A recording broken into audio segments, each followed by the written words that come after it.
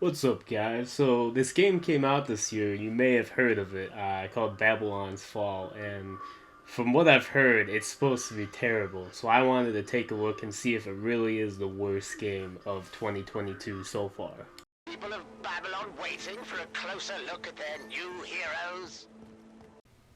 So after a pretty lengthy opening cutscene, we're finally thrown into some gameplay.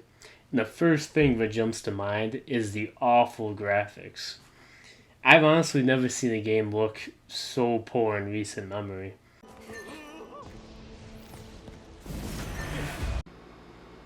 I'm all for unique, like artistical designs, but unique does not mean good.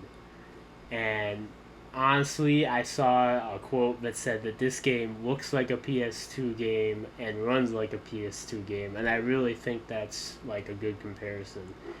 The game looks honestly terrible by 2022 standards, regardless of whether they intended it to look bad or not. The game's art style is intended to replicate oil paintings, but instead of doing that, it just looks like they went and smeared a bunch of crap on the screen.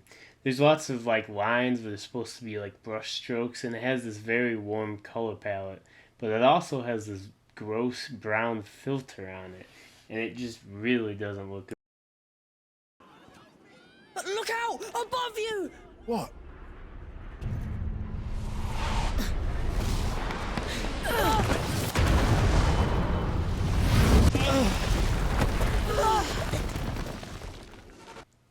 But graphics aren't everything, so how does the game perform? Well, I tested this game on a GTX 2070, and for the most part, it ran really well. It hovered right around between 90 and 120 FPS for most of the playthrough. The Gigant Gallo! Get out of there!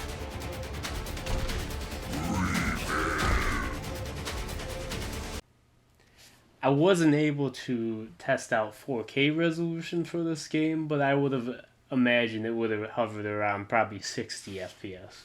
Though as you can see, cutscenes are unfortunately locked at 30 FPS, which seems to be a common trend in games these days. Interestingly enough, even though my 4 hours with the game was quite painful, I did not have any major bugs or crashes that I can recall.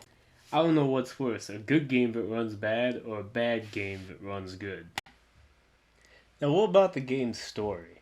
It's a little hard to follow because it's a little convoluted, but this right here is the basis of it.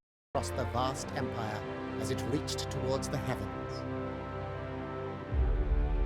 Babylonia has rested in memory for 1,000 years.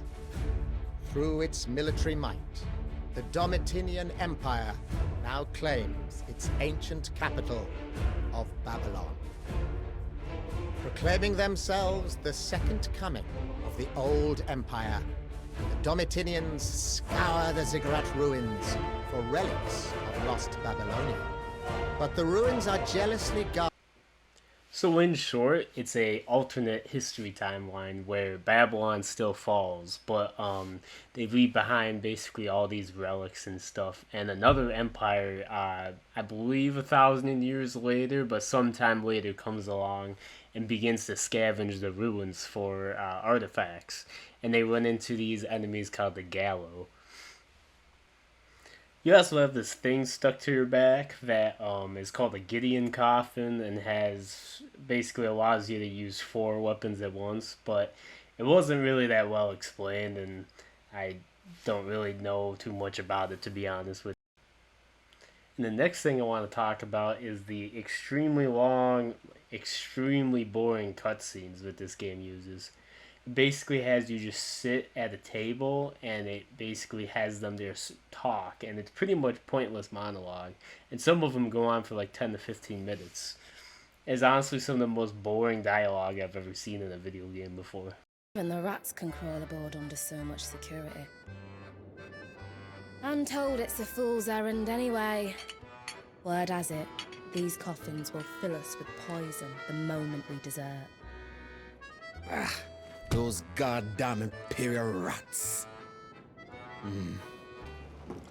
And that cutscene literally went on for almost 8 more minutes. And this is why the game is so disappointing. Nearly everything the game sets out to do, it does poorly. And it's not a studio's first ever game. This is made by Platinum Games, one of the most well-respected studios in the industry. Now what about level design? Honestly, the level design is terrible as well. Literally, the game reuses the same looking assets and levels over and over again. You basically start on one side of the map, you run to the other side of the map, fighting the same enemies over and over again. I have never seen such a repetitive video game come from a AAA developer before. But let me show you a couple examples quick. It's me! Hello, Lady Galatea.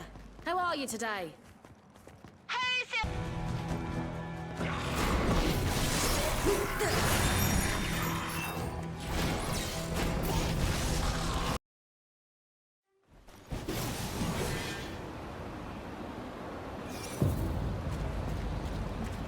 Tread carefully.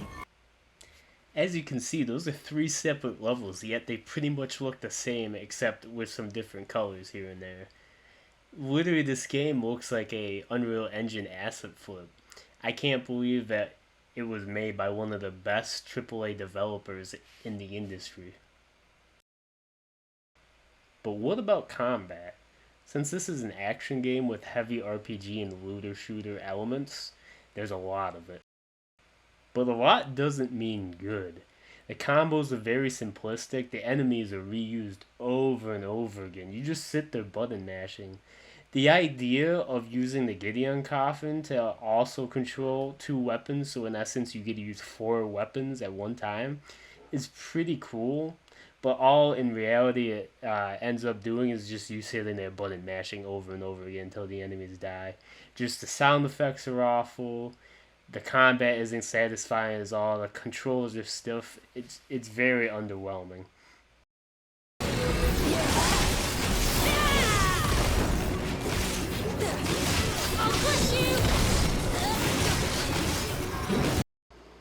So to wrap it up, is Babylon's Fall the worst game of 2022?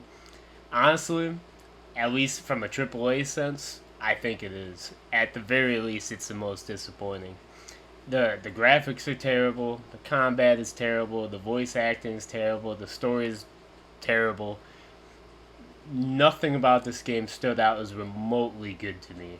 And I honestly can't believe it was made by Platinum Games, and it makes me wonder if it had a lower budget or if it was a side title being developed in between, I believe, the upcoming Bayonetta 3. So do yourself a favor. I'm very glad I only downloaded the demo and didn't purchase the full game for $60 or more. Stay away from this one.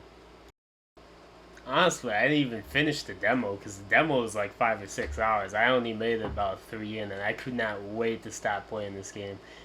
I couldn't do it to myself, so I had to, after this boss fight I'm currently doing, I had to give up.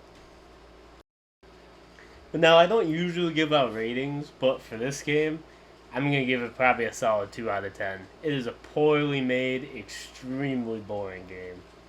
So that's pretty much it, guys. If you like the video, like and subscribe helps out a whole lot. Until next time, catch you guys later.